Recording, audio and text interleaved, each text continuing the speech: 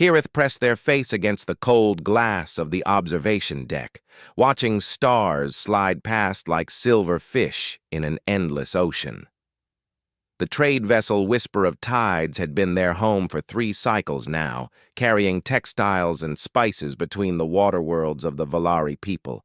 It was peaceful work, safe work, the kind of work that let Kirith forget, for long moments, about the dangers that lurked in the galaxy. But tonight, sleep would not come. Kirith's grandmother's voice echoed in their mind, telling the old stories, the warnings, tales of the creatures called humans. "They come from a death world," Grandmother had whispered, her gills fluttering with fear. "A planet that tried to kill them every single day. They should have died there, child. Any reasonable species would have. But humans refused to die." Kirith shivered, remembering. Earth, the humans called their world. It spun around a yellow star, blessed with water and air, but cursed with horrors. Venomous insects that could kill with a single bite. Massive predators with teeth as long as Kirith's arm. Tiny organisms invisible to the eye that brought fever and death. Weather that could freeze or burn. Winds that could tear buildings apart, and ground that shook and split without warning. Yet humans survived. More than survived. They conquered. They mastered fire, turning the very element that destroyed forests into a tool. They took wolves, creatures that hunted in packs, and made them into companions. They covered their soft skin with the pelts of animals they killed. They built shelters that withstood earthquakes and storms. They looked at their hostile world and refused to submit. The other species in the galaxy came from gentler places. The Valari evolved on Thesara, a world of shallow seas and abundant plant life, where the biggest danger was a strong current. The Kixine came from a low-gravity moon with no predators at all. The Thornbacks had competition for food, but nothing that hunted them. But humans? Humans were apex predators. Forward-facing eyes that tracked prey with terrifying accuracy. Endurance that let them chase animals until the creatures collapsed from exhaustion. Hands that could grip and tear and build weapons. Intelligence that turned them from simple hunters into masters of their entire world. And now they walked among the stars. The galactic community accepted humans, of course. Trade happened. Treaties were signed. But always with careful respect. Always with the knowledge that humans were different, dangerous. They served as security forces, as mercenaries, as enforcers, because everyone knew the truth. You did not want humans as enemies. Kirith had never seen a human in person. They were grateful for that. The door to the observation deck slid open. Captain Velness entered, her scales showing the blue-green pattern of concern. "We picked up a distress signal," she said. Kirith's gills fluttered nervously. "Pirates?" "No." Captain Velness moved to the console, pulling up the data. "A human ship, supply vessel called Bright Harbor. They hit something in the debris field near the Kessler Belt. Engine failure, life support failing. Ice ran through Kirith's veins. Humans? 3 survivors. They need help. Captain, we should call for proper rescue. A military ship, someone equipped for humans." Captain Velness looked at Kirith with her large, gentle eyes. "By the time help arrives, they will be dead. We are here now." "But they are humans. They can take care of themselves. Everyone knows humans are..." "Afraid?" Captain Velness interrupted. "Fear makes monsters of everyone, Kirith, even us. We will help them." She touched the communication panel. "All crew, prepare for emergency docking procedures. We have survivors to rescue." The next hour passed in tense preparation. The crew armed themselves with stun weapons. Not to threaten, Kirith understood, but for safety, just in case. The Whisper of Tides approached the damaged human vessel slowly. Through the view screen, Kirith saw Bright Harbor for the first time. The ship was larger than theirs. Built with the heavy plating humans preferred. Scorch marks ran along its hull. One engine pod hung at a wrong angle, sparking and dark. Inside, through a viewport, Kareth glimpsed movement. A human woman paced frantically. Even through the screen, Kireth could see her eyes. They faced forward, like a predator's eyes should, tracking, calculating, looking for escape or salvation. Her body was tall, so tall, built with heavy muscles that came from a high-gravity world. Another human worked at broken controls, his hands moving with frightening speed and precision. Those hands could crush Kireth's throat without effort. And a third human held an injured crewmate, his face twisted in an expression Kireth could not read. "Docking in 2 minutes," the pilot announced, "sealing our environmental systems." Kireth wanted to run. Every instinct from a million years of evolution screamed that predators were close, that danger was coming. But they stayed at their post, watching the airlock seal between the two ships. Captain Velness stood at the airlock door. The medical officer, Thesson, waited with her emergency kit. 3 other crew members stood ready, their stun weapons lowered but present. The airlock cycled. The door opened. The humans stumbled through. They were so much bigger than Kareth had imagined. The woman, Captain Chen according to the name on her damaged uniform, stood almost twice Kireth's height. Her dark eyes swept the room with immediate tactical assessment. Behind her came a man carrying the injured human with terrifying ease, as if the weight meant nothing. His name tag read Park. The third human, Dr. Okonkwo, hung limp in Park's arms. Her breathing shallow. "Thank you," Captain Chen said, her voice tight with stress. "Our doctor needs immediate medical attention. Internal injuries. I have her vital readings." Thesson stepped forward, her own fear visible in her trembling gills, but her voice steady. "Bring her to medical. I will do what I can. I have never treated a human before." "Anything you can do," Chen said. Her jaw was tight, her hands clenched. Kareth recognized that look from the stories, the look before humans became truly dangerous. But then the man, Park, touched Chen's shoulder gently. He spoke quietly in their own language. Chen took a breath and nodded. When she looked at Thesson again, her voice was softer. "Please, we will help however we can." They moved to the medical bay, a small procession of alien and human. Kireth stayed back, pressed against the corridor wall, trying to be invisible. The humans passed close enough that Kireth could see details they wished they could not. The way Park's arms flexed with easy strength, the efficiency of Chen's movements, the sharp intelligence in their eyes. Park glanced at Kireth as he passed. His eyes locked on, and Kireth froze. This was it, the predator's gaze, the hunter spotting prey. But Park did not smile, did not threaten. He just looked away and continued walking, carrying his injured crewmate with careful gentleness. In the medical bay, chaos erupted in quiet, controlled motion. Thesson worked frantically, consulting her databases, trying to adapt Valari medicine to human physiology. Captain Chen answered questions with rapid precision. Park assisted, his large hands surprisingly gentle as he helped position Okonkwo. Kireth watched from the doorway, unable to look away.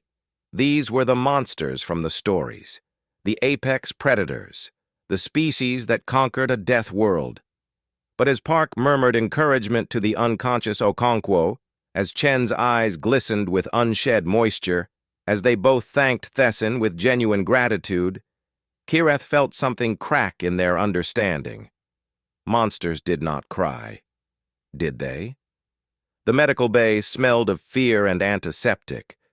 Thesson worked with 4 hands moving in careful coordination, running scanners over Dr. Okonkwo's still form. The readings made little sense. Human biology was so different from Valari physiology.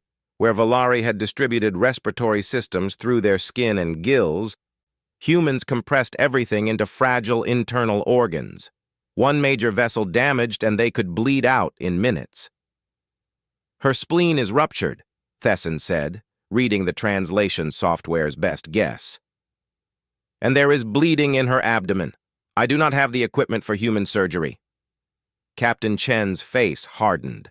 Her hands curled into fists. Kyrith took an involuntary step back, recognizing the stance.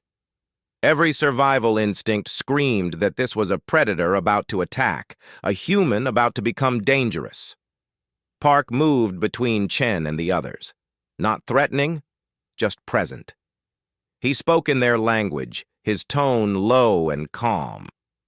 Chen took a long breath, uncurled her fists, and nodded.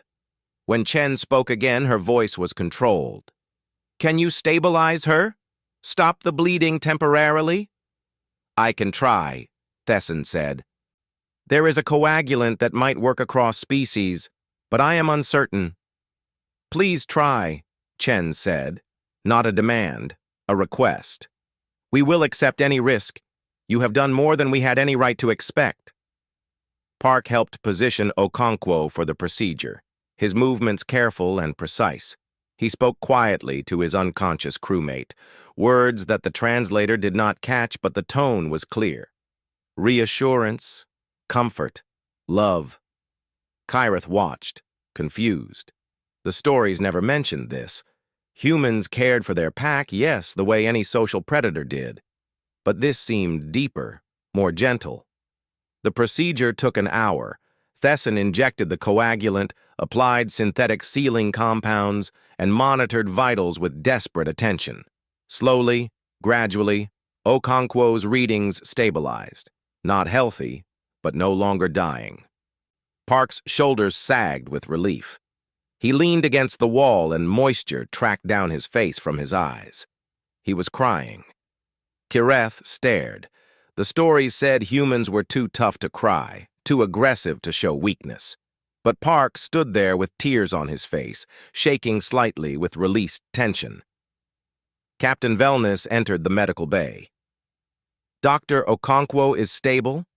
For now, Thesson said, exhaustion clear in her voice. She needs real human medical care, surgery. The nearest station with human medical facilities is 6 days away, Wellness said. But I have already set course. We will get her there. Chen straightened. Captain Wellness, we cannot ask you to change your route. You have cargo deliveries schedules. We can wait for proper rescue. You will be dead in 6 days without life support, Wellness said simply. We go to the station. This is decided. For a moment, Chen looked like she might argue. Then she bowed her head slightly, a gesture of respect. Thank you. We are in your debt. No debt, Wellness said. Only beings helping beings. She offered the humans quarters in the guest section, small rooms meant for short-term passengers. Chen accepted gratefully. As the humans prepared to leave the medical bay, Park paused near where Kyrith stood against the wall. Kyrith froze. Park's eyes focused on them, those forward-facing predator eyes that could track movement with deadly accuracy. Every muscle in Kyrith's body locked up. Ancient instincts screamed. Prey. You are prey. Run. But there was nowhere to run. Park did not move closer. Instead, he slowly lowered himself to sit on the floor, making himself smaller, less imposing. His voice when he spoke was soft, barely above a whisper. I am sorry we scared you, he said. Thank you for helping us. You saved my friend's life. Kyrith could not find words. They just stared. Park offered a small smile, sad and tired. Then he stood carefully and followed the others out. That night, Kyrith could not stop thinking about that moment. About a human making himself smaller. About a predator trying not to frighten prey. About tears on a strong face. The next day, Captain Wellness found Kyrith in the observation deck again. I need you to work with Park, she said. The port stabilizer is acting strangely. Park has offered to help, and he will need someone who knows our systems. Captain, I cannot... Face your fears, Kyrith, Wellness said gently, or they will eat you from inside.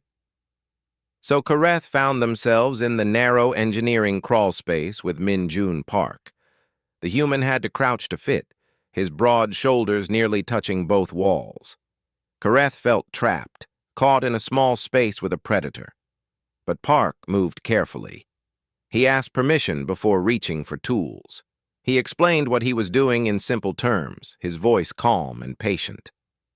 "This connection is corroded," he said, pointing. "See? The power flow is irregular.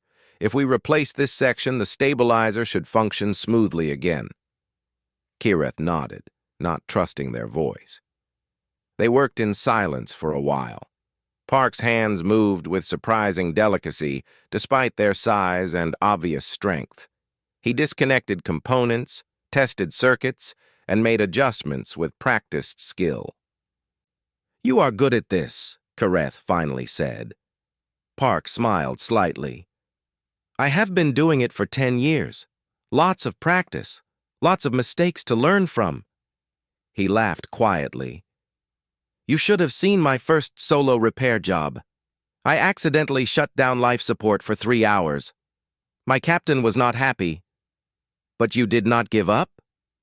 "No, I learned. That is what we do. Humans, I mean. We make mistakes and we learn." He paused in his work. "That is what our whole history is, really. Terrible mistakes and slowly learning to be better." Kireth considered this. "The stories say humans are conquerors. Dangerous." Park's expression grew serious. "We can be dangerous, yes. Our world made us that way. But we chose to be more than our instincts." "How?" "By deciding that strength is not just about fighting. It is about protecting. About building. About choosing kindness even when cruelty would be easier." He returned to his work. "It does not always work. We still fail. But we keep trying." They worked in comfortable silence after that. When the repair was finished, Park stretched carefully in the cramped space. "Good work, Kireth. You know these systems well." "Thank you," Kireth said. Then, gathering courage, "Why do you help us? Your ship is destroyed. You lost everything. You could demand, could threaten." Park looked genuinely confused. "Threaten you? You saved our lives. Okonkwo would be dead without Thesson. Why would we threaten the people who rescued us?" His confusion seemed real. He truly did not understand the question. "The stories say humans are monsters," Park said gently. "Yes, I know what the galaxy says about us. Some of it is true. We are predators. We are dangerous when threatened. Our world was cruel, and it shaped us." He met Kireth's eyes. "But we are also more than that. We love, we create, we help, we choose to be kind." Later that evening, Kireth mentioned missing the bioluminescent gardens of Thesara, the beautiful glowing plants that made night on their homeworld magical. The next morning, Park approached with something in his hands. "I know it is not the same," he said, almost shy, "but I thought you might like it." He held out a small creation made from paper, folded into the shape of a flower. It caught the light beautifully, delicate and intricate. "You made this?" Kireth asked, awed. "Origami. It is an old art from my country on Earth, paper folding." He placed it gently in Kireth's hands. "Keep it. A reminder that even predator hands can make beautiful things." Kireth held the paper flower carefully, feeling something shift inside their chest. The stories had taught them to fear humans. But the stories never mentioned this. Never mentioned humans who cried, who helped, who created beauty with gentle hands. Perhaps the stories were incomplete. 3 days into the journey, Kireth found that they no longer avoided the humans. Min-Jun had become a regular presence in the engineering spaces, working alongside the crew with quiet competence. Captain Chen spent hours with Captain Velness, discussing navigation routes and trade relationships with surprising depth of knowledge. Even Dr. Okonkwo, now conscious and recovering in medical, charmed Thesson with questions about Valari healing practices. The crew's fear had not disappeared entirely, but it had softened. Humans were still large, still obviously dangerous in their physical capabilities, but they were also polite, helpful, and genuinely grateful. They asked permission before entering spaces. They moved carefully to avoid startling anyone. They thanked the crew constantly for the smallest kindnesses. Kirith kept the origami flower in their personal quarters, displayed where they could see it first thing each waking cycle. The delicate folds reminded them that their understanding of humans had been incomplete. Dangerously incomplete. One evening, Kirith found Minjun alone in the observation deck, staring out at the stars. The human sat on the floor, his large frame somehow looking smaller in the vast space. Kirith hesitated, then approached. "May I join you?" Kirith asked. Minjun looked up, surprised, then smiled. "Of course." They sat in silence for a while, watching stars slide past. Finally, Kirith spoke. "Tell me about Earth, the real Earth, not the stories." Minjun considered this. "Earth is beautiful," he said quietly, "and terrible, both at once. There are places where the land meets the sea, and the waves crash with such force they can shatter stone.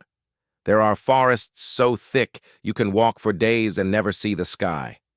Mountains that pierce the clouds, deserts that stretch beyond sight. It sounds frightening. It can be, but it is also home. When I was young, my grandmother took me to the coast. We watched the sunrise over the ocean. The water turned gold and pink and purple. She told me that Earth was harsh because it was teaching us. Teaching us to be strong, yes, but also teaching us to appreciate beauty, to value life because we knew how fragile it was." Kirith thought about this.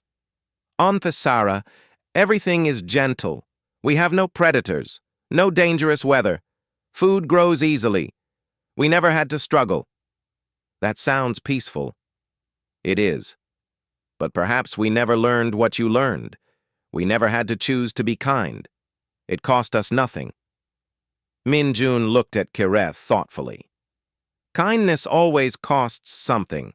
Maybe not survival, but effort, attention, care. You chose to rescue us. Your captain could have called for other help and continued her route. She chose not to. Captain Velnis says fear makes monsters of everyone."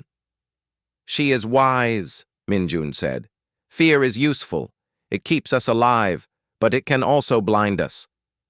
Make us see monsters where there are only people." They sat quietly again. Then Kirith asked the question that had been growing in their mind. "Do humans fear us?" Minjun blinked, surprised. "Fear the Valari? No, not really." "Why not? We are many. We control trade routes. We could unite against humans if we chose." "I suppose that is true," Minjun admitted.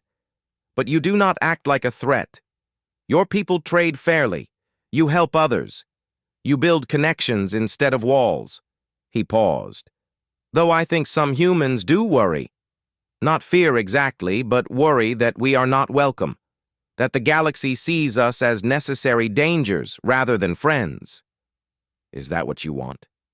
To be friends?" "Yes," Minjun said simply. "We spent so long fighting each other on Earth, humans against humans, divided by land and language and old hatreds. We nearly destroyed ourselves. When we reached the stars and found other species, some humans wanted to conquer. But most of us, we just wanted to belong, to be part of something larger." Kirith understood that feeling. The Valari had always been part of the galactic community, always accepted. They had never known loneliness on a cosmic scale. But humans, arriving late to a galaxy already full of established species, must have felt like outsiders. "I think," Kirith said slowly, "the galaxy judged you too quickly. We saw predators and assumed monsters. And we made mistakes that confirmed those assumptions," Minjun said honestly. "Early human traders were aggressive. Human mercenaries took jobs that more peaceful species found distasteful. We did not help our own reputation. But you are trying to change that? Every day. By being better than we were, by showing that humans can be trusted, can be kind, can be friends. He smiled at Kareth. By making origami flowers for new friends who miss their home gardens. Kareth felt their gills flutter with an emotion they could not name. I am glad we rescued you. So am I, Minjun said quietly. More than you know. The next day brought a problem. The port stabilizer, despite their repairs, was failing again. Minjun and Kireth traced the issue to a deeper malfunction in the power distribution system. They would need to reroute several major connections, work that would take hours in cramped, uncomfortable spaces. They worked side by side, conversation flowing more easily now. Minjun told stories about his training academy, about the friends he made and the teachers who shaped him. He spoke about his family back on Earth, his parents who worried every time he left on a voyage, his younger sister who wanted to be an engineer like him. Do you get scared? Kareth asked. Out here? So far from home? Sometimes, Minjun admitted, especially when things go wrong, like with Bright Harbor. In those moments, I understand how far I am from everything familiar. But fear is not always bad. It reminds me what matters. Who matters? Captain Chen and Dr. Okonkwo? They are my crew, my family in space. I would do anything to protect them. Something in his voice made Kareth pause. Anything? Anything, Minjun repeated firmly. That is what humans do. We protect what we love. They finished the repair as the ship's cycle moved into rest period. Most of the crew had retired to their quarters. Kareth and Minjun washed the grease and grime from their hands in the engineering bay's cleaning station. Thank you for your help, Minjun said. I could not have done this without you. We make a good team, Kareth said, surprising themselves with the words. Yes, Minjun agreed, we do. As they walked back toward the living quarters, they encountered Captain Chen in the corridor. She looked tired, lines of stress visible on her face despite the good news that Okonkwo was recovering well. Minjun, she said, can I speak with you? Of course, Captain. Kireth moved to leave, but Chen shook her head. You should hear this too, Kireth. It concerns all of us. They moved to a small conference room. Chen pulled up a star chart. I have been analyzing our route. The debris field that destroyed Bright Harbor extends further than we thought. The whisper of tides is heading directly toward the densest part. Can we go around? Kireth asked. Yes, but it adds 4 days to the journey. Okonkwo does not have 4 days. She needs surgery soon. So we go through? Minjun said. Captain Velness believes we can navigate it safely. The whisper of tides is smaller and more maneuverable than Bright Harbor, but it is still dangerous. Minjun nodded slowly. When do we enter the field? Tomorrow. I wanted you both to know. To be prepared. After Chen left, Kareth and Minjun stood in the corridor. The human's expression was distant, thoughtful. You are worried, Kareth observed. Yes. Something feels wrong, but I cannot explain why. Instinct? Perhaps. Human instinct. The feeling prey gets when a predator is watching. The irony was not lost on Kireth, the predator species feeling like prey. Should we warn Captain Velness? She knows the risks. She is a good captain. She will keep us safe. But Minjun's eyes held doubt. That night, Kireth could not sleep. They held the origami flower, thinking about a human who told stories about beautiful sunrises on a terrible world, about predator hands that created delicate art, about someone who would do anything to protect their crew. Tomorrow they would face the debris field. Tomorrow they would discover if fear or trust was the right choice. Kireth placed the flower carefully in their storage compartment, keeping it safe. Somehow, they knew they would need it again, a reminder of friendship made in the dark between stars. The alarm shrieked through the whisper of tides at what should have been mid-rest cycle. Kyreth jolted awake, instincts screaming danger before their mind fully engaged. They rushed to the corridor, joining crew members emerging from quarters with fear-wide eyes. "All crew to stations," Captain Velness's voice came over the communication system. "Emergency situation. This is not a drill." Kyreth ran to the bridge. Captain Velness stood at the main console, her scales showing the deep blue of extreme stress. The view screen displayed the debris field ahead, but something was wrong. A massive piece of wreckage tumbled slowly in the center, larger than Kyreth had expected. Energy readings spiked across the scanners. "What is it?" Kyreth asked. "Fusion core," the sensor operator said, her voice shaking. "Unstable. It is going to breach!" Minjun and Captain Chen rushed onto the bridge together, both looking like they had dressed in seconds. Chen immediately moved to the sensor console, her tactical training obvious in how quickly she assessed the situation. "Time to breach?" Chen demanded. 16 minutes, Velness said. "Maybe less." "Can we outrun the blast?" Minjun asked. The navigation officer worked frantically at his station. "No. Even at maximum speed, we cannot get beyond the damage radius. The explosion will destroy us." "Shields?" Chen suggested. "Not strong enough. Not for a fusion breach of this size." Velness looked at her crew, then at the humans. "I am sorry. I led us into this." "No," Chen said firmly. "You were trying to save Okonkwo. This is not your fault." But fault did not matter if they were all going to die. Minjun moved to the sensor console, studying the readings with intense focus. "The core. Can someone board that wreckage and manually vent it?" "Yes," the sensor operator said, "but the radiation levels are already critical. Anyone who goes will receive a lethal dose within minutes." Silence fell across the bridge. Everyone understood what that meant. Someone would have to die to save the others. "I will do it," Minjun said simply. "No," Chen said immediately. "Minjun, that is—" "I am not the captain," Minjun interrupted gently. "I am not the doctor, and I know these systems better than anyone else here. It has to be me." "It does not have to be anyone," Kyreth said desperately. "There must be another way." But they all knew there was not. The math was simple and cruel. The sensor readings were clear. Without manual venting, the core would breach. The ship would be destroyed. Everyone would die. Minjun was already moving toward the equipment lockers. "I need a radiation suit and a thruster pack. Captain Velness, can your shuttle get me close?" Velness looked at Chen, as if asking permission. Chen's face was twisted with pain, but she nodded slowly. "He is right. It has to be him." "No." Dr. Okonkwo's voice came from the doorway.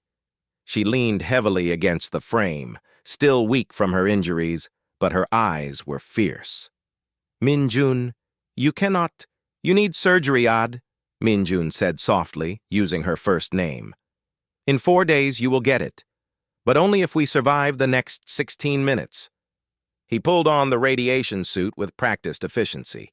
The suit would buy him time, but not much. Not enough. Chen helped him seal the connections, her hands shaking slightly. "This is what humans do?" Kyreth asked, their voice breaking. "You die for others?" Minjun looked at them, and his expression was peaceful, calm. "We protect what matters. You saved us when you had every reason to leave us to die. How could I do any less?" "But you are supposed to be the monsters," Kyreth said. "Why do you keep being kind?" Minjun crouched down to Kyreth's eye level, making himself smaller, less threatening, just like he had that first day. "Because someone was kind to us first. Your captain could have abandoned us. She did not.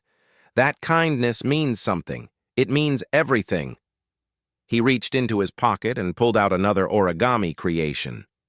A small crane, folded with the same delicate care as the flower. In my culture, these bring good luck. Keep it safe for me. Kyreth took the paper crane with trembling hands. You will come back for it. I hope so, Min-jun said. But his eyes said he knew the truth. Captain Chen gripped Min-jun's shoulder hard. They spoke rapidly in their own language, words the translator could not catch fast enough, but Kyreth understood the tone. Grief, love, goodbye. Finally, Chen stepped back and gave a sharp salute, her face set in hard lines. Okonkwo pushed away from the doorway and grabbed Min-jun's hand. You better haunt me if this goes wrong, she whispered fiercely. I will rattle chains and everything, Min-jun promised, with a smile that did not reach his eyes. Then he was walking toward the shuttle bay. Kyreth found themselves following, unable to let this happen without witness. Min-jun paused at the airlock, looking back at the bridge, at his crewmates, at Kyreth. Tell my family I was helping friends, he said. That is enough. That is everything. The airlock sealed behind him. Kyreth ran to the observation screens that showed the exterior. They watched as the small shuttle detached, with Kyreth piloting it themselves before they could think better of it. Captain Velness did not stop them. Perhaps she understood the need to help, even in this small way. The shuttle approached the tumbling wreckage with Kyreth at the controls and Min-jun suited and ready in the back. The fusion core was visible through a massive tear in the hull, glowing with building energy. Radiation alarms screamed inside the shuttle. As close as you can, Min-jun said calmly over the comm. Kyreth pushed the shuttle near, fighting the debris field and their own shaking hands.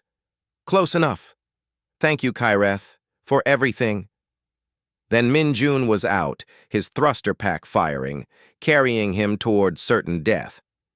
Kyreth watched through the sensors as Min-jun navigated the wreckage with terrifying efficiency. The human moved through the torn metal and sparking systems like he had trained for this his entire life. Perhaps he had. Perhaps all humans trained to sacrifice themselves for others. The radiation readings climbed. Min-jun's suit alarms became audible over the comm, constant warnings that he was dying with every second. But his hands stayed steady. He reached the core's manual controls and began the venting procedure. His voice came over the comm, calm despite everything, walking Captain Chen through what he was doing, teaching her even now. Pressure venting through primary channels, Min-jun reported. Redirecting plasma flow. This should work. Should? Chen's voice was tight with controlled panic. Will work. Definitely will work. Min-jun's attempt at humor fell flat. Tell Aide I am sorry I will miss her surgery. Tell my parents I love them. Tell them yourself, Chen said. Come back. Trying, Captain. Really trying. The core vented successfully. Kyreth watched the energy readings drop to safe levels. The fusion breach was prevented. The whisper of tides was saved. But Min-jun's suit readouts were failing. His vital signs plummeted. The radiation exposure had been too much, too long. Min-jun? Chen called. Min-jun, respond, Static answered. Then faint and fading. Got them all safe. Good crew. Tell Kyreth. Water the paper flower. His voice cut out. Kyreth stared at the sensors showing Min-jun's location. His suit had stopped broadcasting vitals. He floated in the debris field, motionless. No, Kyreth whispered. No, no, no. The monsters from the stories were supposed to be unkillable. Humans were survivors. They did not die saving others. They were supposed to be dangerous, selfish, thinking only of themselves. But Min-jun floated dead in space, having given everything to save people he barely knew. Kyreth gripped the paper crane so hard it crumpled slightly. They carefully smoothed it out, their vision blurring with tears. On the bridge, Captain Chen was already shouting orders. Get him back, right now. Thesson, prepare medical. We are not letting him die out there. Captain, Velness said gently. The readings show... I do not care what the readings show, Chen snarled. And for the first time, Kareth saw the predator the stories warned about. We are getting him back. Kareth, take that shuttle and bring him home. Kareth did not hesitate. They fired thrusters, racing toward where Min-jun drifted. Behind them, they heard Chen contacting Okonkwo, both humans working frantically on plans Kareth could not follow. Humans did not accept death easily. Even when mathematics and biology said there was no hope, they fought. Kareth reached Min-jun and grabbed his suit with the shuttle's manipulator arms. I have him. Returning now. Fast, Chen ordered. Every second counts. Kareth pushed the shuttle's engines beyond safe limits, racing back to the whisper of tides. They did not care about safety regulations. A friend needed help. A friend who had smiled at them in the dark. The medical bay became a battlefield where two species fought death itself. Thesson and Dr. Okonkwo worked side by side, the Valari medic's 4 hands moving in coordination with the human doctor's 2. Equipment designed for one biology was adapted desperately for another. Medications meant for Valari systems were calculated and recalculated for human metabolism. Min-jun lay on the medical bed, his body shutting down from radiation poisoning. His skin showed the burn patterns of exposure. His vital signs dropped and spiked irregularly. The monitors screamed alarms that Thesson kept silencing so she could focus. His bone marrow is destroyed, Okonkwo said, her voice tight with controlled panic. He cannot produce new blood cells, and the radiation damaged his intestinal lining. He is bleeding internally. Can we synthesize replacement marrow? Thesson asked. Not without equipment we do not have. Not in time. Captain Chen stood against the wall, her fists clenched so tight her knuckles were white. Kareth had never seen such controlled rage mixed with helplessness on any face before. This was what humans looked like when they could not protect someone they loved. There must be something, Chen said. Something we can do. I am compatible, Okonkwo said suddenly. For bone marrow donation. I checked our records. Min-jun and I matched when we did crew medical profiles. You just had surgery, Thesson protested. You are still recovering from a ruptured spleen. This procedure would be dangerous for you. I do not care, Okonkwo said flatly. Do it. They did it. Thesson extracted bone marrow from Okonkwo with equipment barely designed for the purpose, guided by Okonkwo's shouted instructions and medical databases. The human doctor gritted her teeth through pain that made her vital signs spike dangerously high. But she never told them to stop. They injected the marrow into Min-jun's hip bones, hoping it would take, hoping human biology would cooperate. Then they started blood transfusions from ship stores, synthetic fluids that might or might not work with human cells. For 3 days, Min-jun hovered between life and death. His body fought against the radiation damage, against the foreign marrow, against the medications. Humans were survivors, but even human stubbornness had limits. Kareth barely left the medical bay. They sat in the corner, holding the paper crane, watching the monitors. Captain Chen took shifts beside Min-jun's bed, speaking to him in their own language, telling him stories, ordering him to live. Okonkwo recovered slowly in the next bed over, weak from her own injuries and the marrow donation. But her eyes never left Min-jun. You are not allowed to die, she told his unconscious form. That is an order, Engineer Park. Thesson worked with dedication that amazed Kareth. The Valari medic researched human medicine constantly, consulted every database available, tried combinations of treatments that had never been tested across species. She slept in 2-hour bursts between monitoring sessions. Why do you work so hard? Kareth asked during one of these brief rest periods. You barely knew him before this? Thesson's gills fluttered with emotion. He gave his life for us, for all of us. How can I give anything less than everything to save him? On the 3rd day, Min-jun's vital signs stabilized, not healthy, but no longer dying. The new bone marrow seemed to be taking hold. His body was producing blood cells again.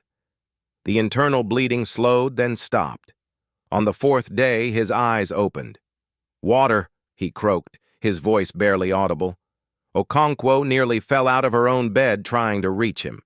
Chen was at his side in an instant, helping him drink carefully. Thessin checked monitors with shaking hands, confirming what they could barely believe. He was alive. Minjun's eyes found Kireth in the corner. "The flower," he whispered. "You still have it?" Kireth held up both the paper flower and the crane, kept safe through everything. "Both of them, like you asked." A weak smile crossed Minjun's face. "Good. That is good." Recovery was slow. Minjun remained weak for days, his body rebuilding itself cell by cell. But human resilience was real. By the time they reached the station, he could walk short distances. By the time Okonkwo had her surgery, he could visit her in the proper human medical facility. The story of what happened spread across the station quickly. A human who sacrificed himself to save a Valari crew.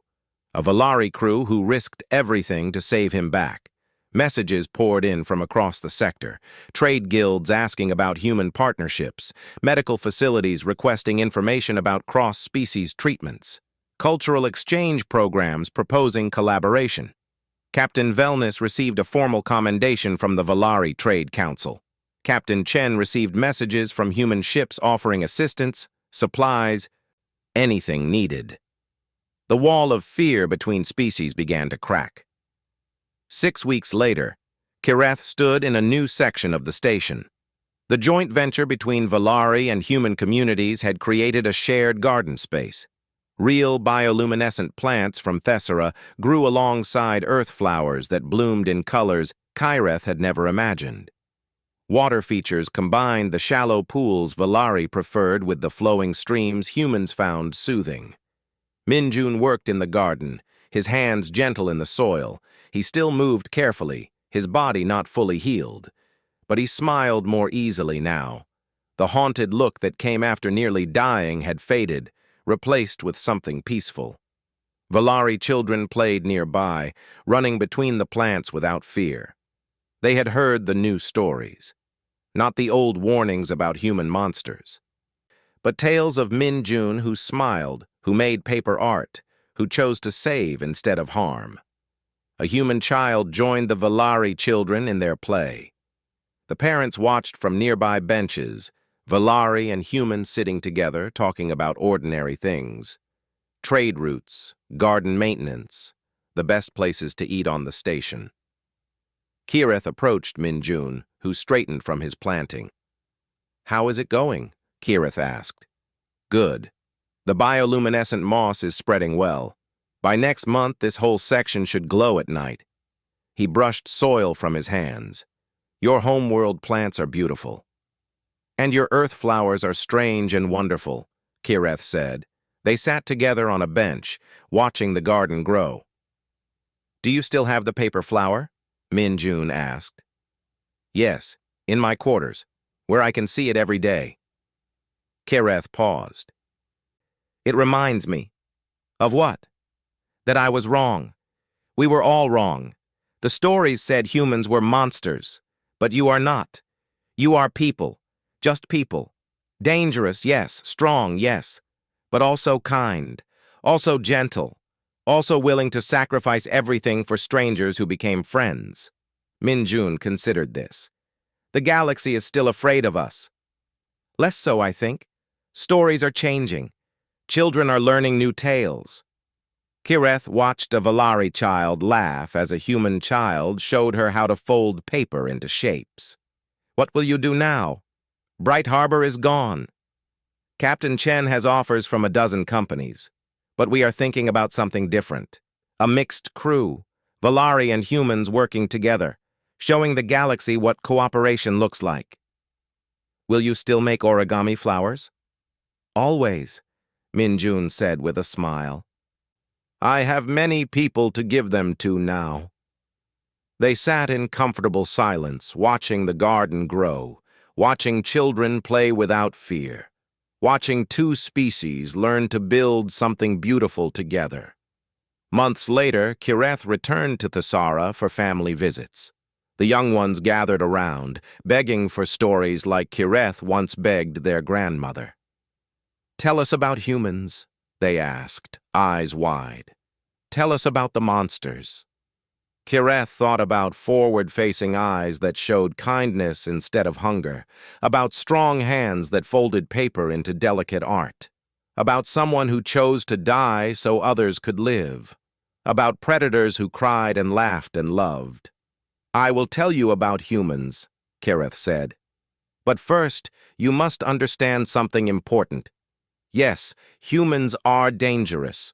Their world made them survivors, fighters, hunters. They are strong enough to hurt us, fast enough to catch us, smart enough to outthink us." The children leaned in, afraid and fascinated. "But humans are not monsters," Kireth continued. "They are people who decided that monsters should not win. They chose kindness when cruelty would be easier. They chose protection over conquest. They chose to build bridges instead of walls." Kireth pulled out the paper flower, still perfect after all this time. "A human gave me this. His name is Min Jun. He is my friend, and he taught me that the greatest strength is not the power to destroy, but the courage to create, to help, to sacrifice, to smile at someone who fears you and show them there is nothing to fear." The children touched the paper flower gently with wonder instead of terror. "That is what humans are," Kireth said. "Not the monsters from old stories, but the friends from new ones. Remember that. When you see a human, remember that they can choose, and most of them choose kindness."